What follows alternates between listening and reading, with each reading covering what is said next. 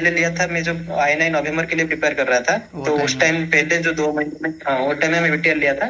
तो उसमें मैं वीडियो देख लिया था सारा। तो जब मैं आके प्रिपेयर शुरू किया आईएनएससीटी में के लिए जनवरी से, तो मैं सिर्फ बीटीआर का नोट ही रिवाइज कर किया। और लास्ट महीने में, वो लास्ट टाइम में बीटीआर का नोट्स ही रिवाइज किया था। मतलब आपका बीटीआर के नोट के बाद आपका मेन नोट ही मेरा का फाइनल रिवीजन का नोट भी वही था। मतलब आप कोई हाँ समराइज करके मतलब एक्स्ट्रा नोट अपना नहीं बनाए थे। नहीं, मेरा लास्ट का मतलब समराइज करके ऐसे अपना नोट्स नहीं था। मैं जब मैरो किया था, जो 9 नवंबर के लिए जो प्रिपेयर कर रहा जी था, जी। तो मैं क्वेश्चन बैंक सारा अटेम्प्ट कर लिया था। तो उसमें से जो जो मेरा इम्पोर्टेंट क्वेश्चन बैंक होता है, जो जहाँ जो जो क्वेश्चन में मैं गलत किया हूँ, या फिर जो जो क्वेश्चन में गलत कर सकता हूँ आगे अभी सही किया हूँ, तो वो सबको मैं कॉपी करके पेस्ट करके टैब में अलग सा एक नोट्स बनाया था। तो वो ऐसे मैं सारा सब्जेक्ट का ऐसे बना दिया था। तो वो लास्ट मोमेंट में वो रिवाइज करके गया था, ताकि मेरा आज ओवरऑल सब्जेक्ट भी रिवाइज हो जाए और क्वेश्चन बैंक भी रिवाइज हो जाए। तो अलग कुछ दूसरा मेरा पर्सनल नोट्स नहीं था, तो ये मैं किया था लास्ट टाइम के लिए। और भैया जो आपका ये शुरुआत, ये जर्नी स्टार्ट कब से हुआ, कैसे हुआ? मतलब आपको हिसाब से आइडियल टाइम कब शुरुआत होना चाहिए? आपका कब हो गया था? स्टैंडर्ड बुक पढ़े थे या नहीं? वीडियो लेक्चर कब शुरू किए देखने का, कौन सा प्लेटफॉर्म से? ये हाँ थोड़ा हाँ। डिटेल में आप बताइए। एक एस्पिरेंट को मतलब आप समराइज करके क्या कहना चाहेंगे पूरा जर्नी डिटेल में? ठीक है ठीक है, तो मैं तो शुरू किया था सेकेंड ईयर से ही, क्योंकि सेकेंड ईयर के स्टार्टिंग में मैं मैरो लिया था, और मेरा main source of videos and all the resources is marrow. तो मैं सेकेंड ईयर से लेके सेकेंड ईयर से स्टार्ट किया था वीडियोस देखना मैरो का। तो मेरा प्लान ये था कि जब भी मैं मतलब फाइनल एग्जाम दूंगा सेकेंड ईयर या थर्ड ईयर या फाइनल ईयर का, तो मैं मैरो का वीडियो कंप्लीट करके दूंगा और रिवाइज करके दूंगा, ताकि मेरा फ्यूचर में एंट्रेंस एग्जाम के लिए भी हेल्प हो जाए। तो इसलिए मैं सेकेंड ईयर में ट्राई किया था वीडियोस कंप्लीट करने के लिए, बट नहीं हो पाया था, क्योंकि सेकेंड ईयर में बहुत सारा सब्जेक्ट होता है पढ़ने के लिए। तो मेरा माइक्रो और पाथो वो छूट गया था, वो वीडियोस कंप्लीट नहीं हुआ था।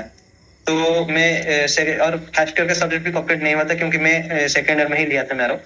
तो थर्ड ईयर में मैं थर्ड ईयर का सब्जेक्ट किया, और थर्ड ईयर में आज ये होता है जो थोड़ा कम सब्जेक्ट होता है, तो मैं उसमें मेडिसिन का बहुत सारा वीडियो कर लिया, ऑलमोस्ट अच्छा, 100 वीडियोस। थर्ड से। मैं मेडिसिन का थर्ड ईयर में कर लिया था, तो ताकि मेडिसिन फाइनल ईयर में थोड़ा लोड कम रहे। फाइनल ईयर में मैं मेडिसिन और बाकी सब कंप्लीट किया। और थोड़ा बहुत अगर हो पाया तो मैं फाइनल फर्स्ट ईयर का भी मतलब आपने जो वीडियो थोड़ा फाइनल कंप्लीट ईयर किया था। में सिर्फ फाइनल ईयर का जो क्लिनिकल सब्जेक्ट में को इम्पोर्टेंस दिए थे, या first year second year biochem हो गया या पाथो, ये सब भी देख रहे थे थोड़ा बहुत? एक्चुअली मेरा जो मेडिसिन का वीडियो मैं थर्ड ईयर में थोड़ा कवर कर लिया था, तो फाइनल ईयर में मेरा वीडियोस ऑलमोस्ट कंप्लीट हो गए थे, मतलब सारा हो गया ठीक टाइम में। तो मैं थोड़ा बहुत मतलब सिर्फ फिजियोलॉजी ही कर पाया था, मतलब फाइनल फर्स्ट ईयर का ओनली फिजियोलॉजी ही फिजियोलॉजी। मैं वीडियो देख पाया था फाइनल ईयर में, बाकी तो टाइम नहीं मिला। जी तो जी। जो बचा था एनाटोमी, वो मैं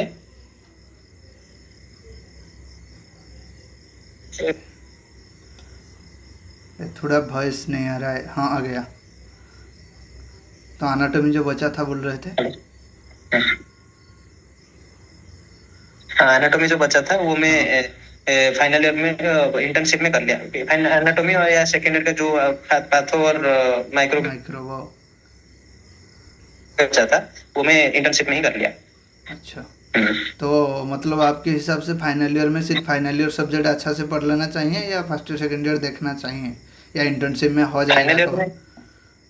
एक्चुअली फाइनल ईयर में मैं बोलूंगा कि पहले फाइनल ईयर का सारा सब्जेक्ट अच्छे से वीडियो पूरा कंप्लीट करना है। वो कंप्लीट होने के बाद अगर तुम्हारे पास टाइम बच रहा है, तो तो देखना। तुम फर्स्ट ईयर का सेकेंड ईयर का जो भी बचा हुआ है तुम उधर क्लियर कर सकते हो, वरना इंटर्नशिप में करना बेटर रहेगा। क्योंकि फाइनल ईयर का सब्जेक्ट बहुत इंपॉर्टेंट होता है, नीट पीजी हुआ आईएनएससी हो, बहुत सारा क्वेश्चन उधर से आता है। तो फाइनल वो ईयर में अच्छे से क्लियर बराबर। होना जरूरी। इंटर्नशिप में आपका तो एम्स में बहुत हेक्टिक होगा इंटर्नशिप, उसके साथ साथ आपसे ये सब कर लिया मतलब आपका जो क्वेश्चन बैंक करना कब से शुरू किए, टेस्ट सीरीज कब से शुरू किए? हाँ, मैं क्वेश्चन बैंक तो करना शुरू किया इंटर्नशिप के स्टार्टिंग में ही।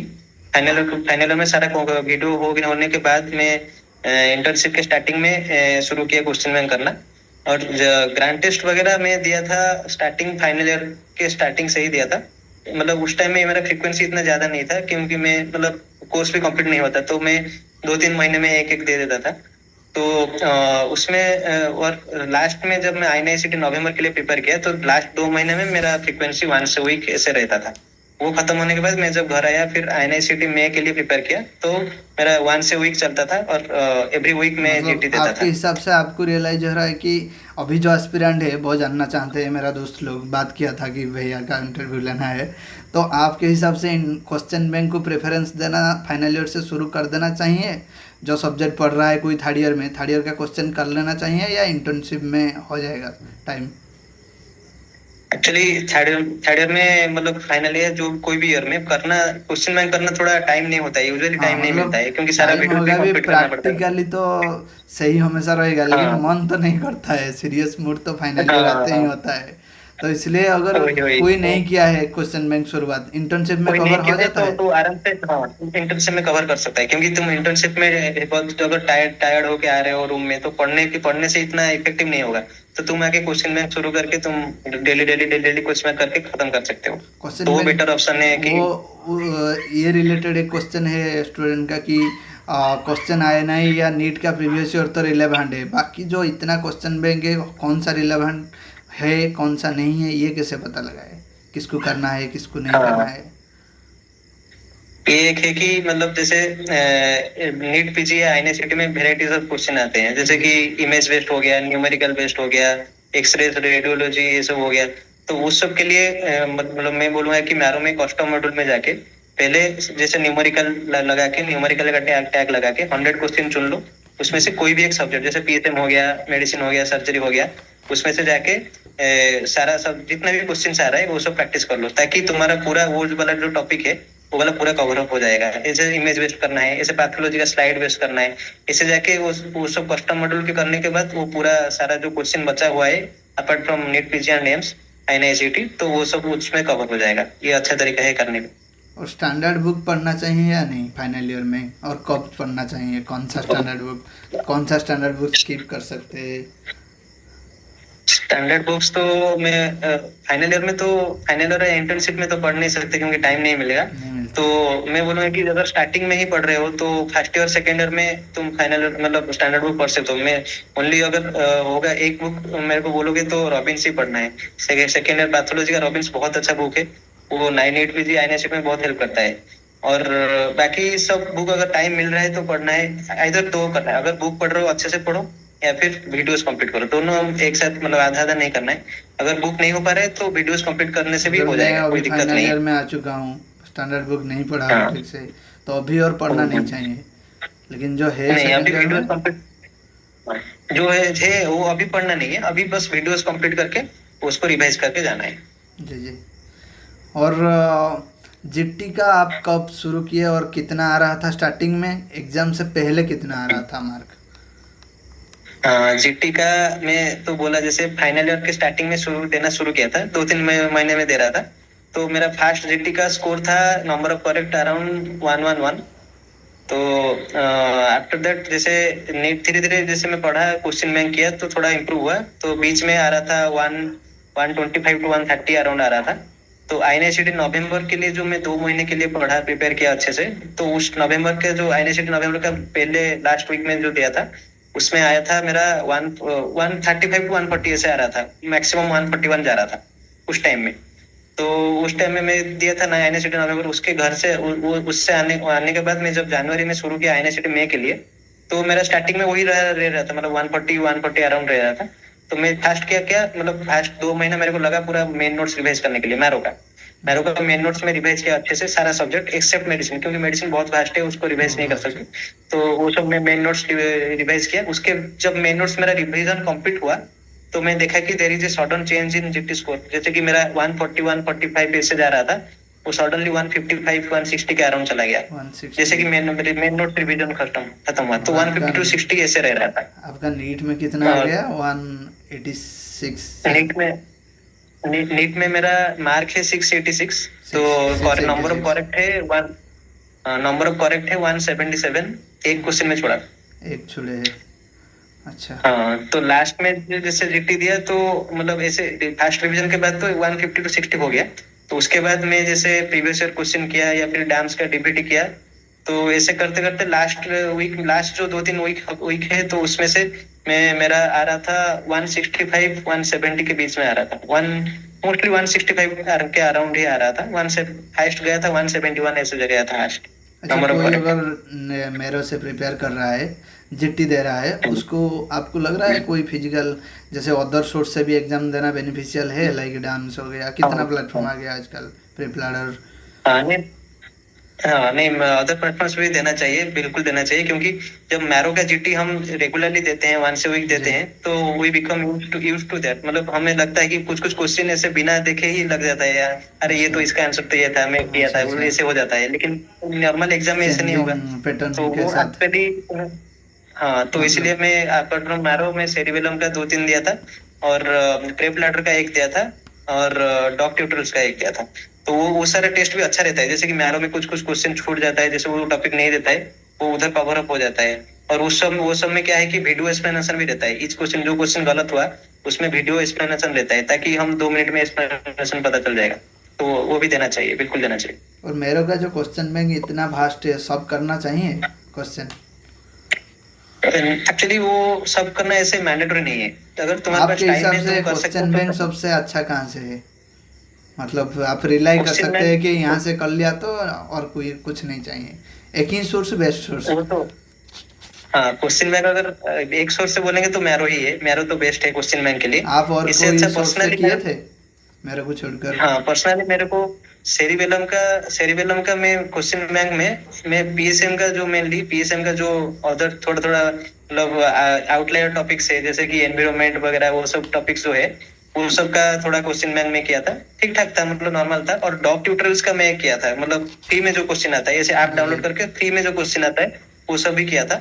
लेकिन उसका क्वेश्चन बहुत अच्छा था, मतलब बहुत ट्रिकी क्वेश्चन रहता था और बहुत अच्छा क्वेश्चन देता था।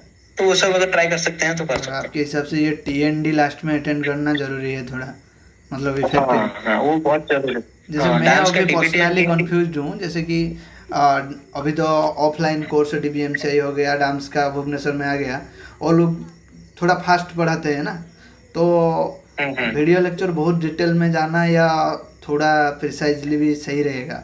ज़्यादा मैटर वीडियो लेक्चर करता है या conceptual clarity question bank based matter करता है, या कॉन्फिडेंस आना चाहिए, वीडियो, नोट समझ में आना चाहिए, कहीं से भी पढ़ लो वीडियो? हाँ, लास्ट टाइम में अगर वीडियो लेक्चर है, तो रिकॉर्डेड लेक्चर ऐसे अच्छा है कि, क्योंकि हम 2x 3x में भी देख सकते हैं उसको, अच्छा जल्दी अच्छा। देख के हम फिनिश कर सकते हैं।